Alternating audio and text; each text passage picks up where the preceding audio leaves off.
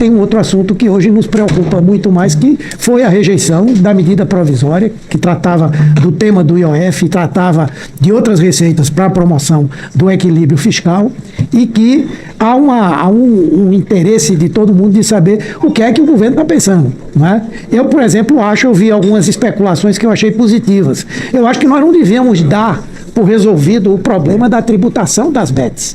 Essa é uma questão extremamente importante que, se o governo decidir mandar alguma coisa nesse sentido, como projeto de lei ou o que quer que seja, eu acho que tem como a gente fazer prosperar.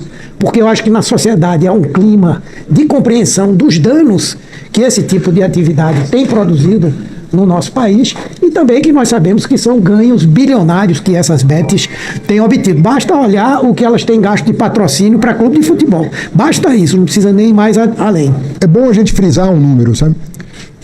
Tudo somado, todas as iniciativas até aqui somadas do ponto de vista tributário, vai resultar em 4 anos no seguinte placar.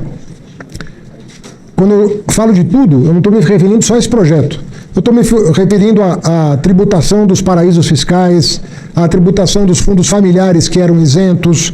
Estou me referindo a todo o conjunto de matérias que foram apreciadas pelo Congresso Nacional. Nós estamos falando de 25 milhões de brasileiros que ou não vão pagar ou vão pagar menos impostos. E estamos falando de 200 mil brasileiros, repito, tudo somado. Aqui nós estamos falando de 140 mil. Tudo somado, são cerca de 200 mil brasileiros do andar de cima. Nós estamos falando de 0,1% da população. 200 mil brasileiros é 0,1% da população. Que vão deixar de ter alguns privilégios para que 25 milhões tenham um pouco mais de justiça. É uma relação de mais de 100 para 1. 100 brasileiros beneficiados para um que vai perder um privilégio, não um direito. Porque pagar menos do que a média dos brasileiros é ter um privilégio. Essas pessoas elas vocalizam nos meios de comunicação uma revolta pelo fim dos privilégios, que os 25 milhões de brasileiros que vão ser beneficiados ao final do mandato do presidente Lula não conseguem ter essa expressão. Não conseguem, porque são pessoas que às vezes acordam às 4 da manhã, dormem às 11 da noite, tem 3, 4 jornadas de trabalho, tem que fazer bico no final de semana para complementar a renda. Essas pessoas estão sendo beneficiadas. Eles não escrevem artigos para os jornais de grande circulação, eles não são convidados para falar nos programas de debates, eles não comparecem, eles não existem. Do ponto de vista da esfera pública, eles não são convidados a se manifestar. E é curioso como esse tema não preocupa os ditos formadores de opinião. Não preocupa. Esses meus colegas aí do direito, da economia, que são convidados a se expressar nos jornais, eles não mencionam o tema. É um tema que não existe para essas pessoas. Eu fico muito desconfortável com isso, porque eu penso que esse é o segredo do desenvolvimento sustentável, como disse o senador Rogério.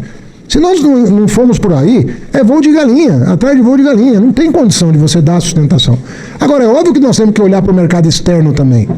É óbvio. Por isso que nós fizemos uma reforma tributária, para garantir aos exportadores, aos investidores, condição de competir no mercado internacional. Né?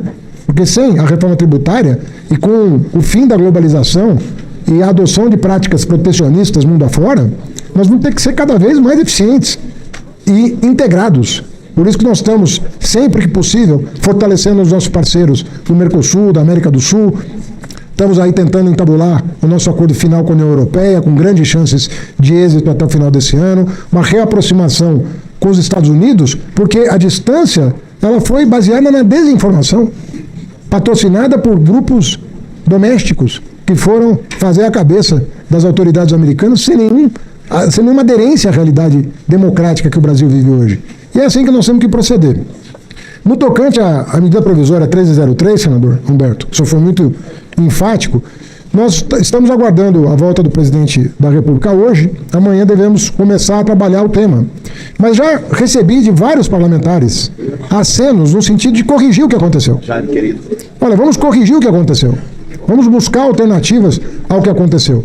Porque, de fato, a chamada taxação dos BBBs, ela só é injusta na cabeça de pessoas desinformadas sobre o que está acontecendo no Brasil. Né?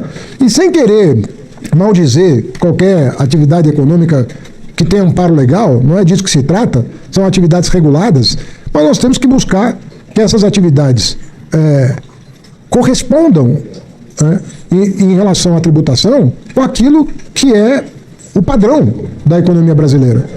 Então, do mesmo jeito, ninguém acha injusto sobretaxar cigarro. Ninguém acha injusto. Ninguém acha injusto sobretaxar bebida. E isso o senhor sabe, que o senhor é da área, foi ministro da Saúde, no mundo inteiro é assim. Os setores que produzem externalidades muito negativas para a sociedade, né, como é o caso do álcool, do fumo, e de qualquer tipo de dependência, tudo isso gera externalidades muito negativas para a sociedade. Esses setores são sobretaxados no mundo inteiro. O Brasil é até tímido na sobretaxação, porque em determinados países é quase inacessível você comprar uma bebida alcoólica. Vai lá na Escandinávia, que é um lugar frio para chuchu, que a turma vai ver quanto que você paga numa dose de destilado lá. Você vai pagar caro, e vai pagar caro porque todo cidadão lá entende que essas atividades precisam ter outro tipo de regulação. E a maneira correta de combater tabagismo, alcoolismo, dependência psicológica é você não necessariamente proibir, porque às vezes tem coisas que são difíceis de proibir, embora no caso das bets nós tenhamos tecnologia hoje para, se essa queda de braço continuar, né, ir para um embate mais firme com o setor, que teve uma participação desastrosa nos debates lá na Câmara. Há tecnologia para enfrentar esse tema, né, porque elas são dependentes de rede social, então nós temos condição de atuar, mas eles têm que dar uma contribuição para os efeitos colaterais, né, de um entretenimento que pode gerar dependência. Não é um entretenimento qualquer. Não é ir num parque de diversão, não é ir num show. Isso é um outro tipo de entretenimento que gera dependência. Então tem que ser tratado dessa maneira. Isso não é demonizar. Isso é dar um nome à coisa, sem nenhum tipo de dificuldade. Então eu acredito que vai haver, daqui para o final do ano, uma compreensão de que nós temos um orçamento encaminhado dia 31 de agosto com alguns pressupostos. E a MP 303 era um pressuposto importante. E que, vamos combinar, ela era muito justa. Inclusive no que diz respeito aos títulos isentos. Ela buscava diminuir a distância entre o que paga de imposto, alguém que adquire um título público, de um título incentivado. Eu vejo agora, nos jornais, economistas ultraconservadores defendendo a medida. Deveriam tê-lo feito antes dela caducar, porque aí nós tínhamos uma chance de usar o conhecimento dessas pessoas em proveito do país.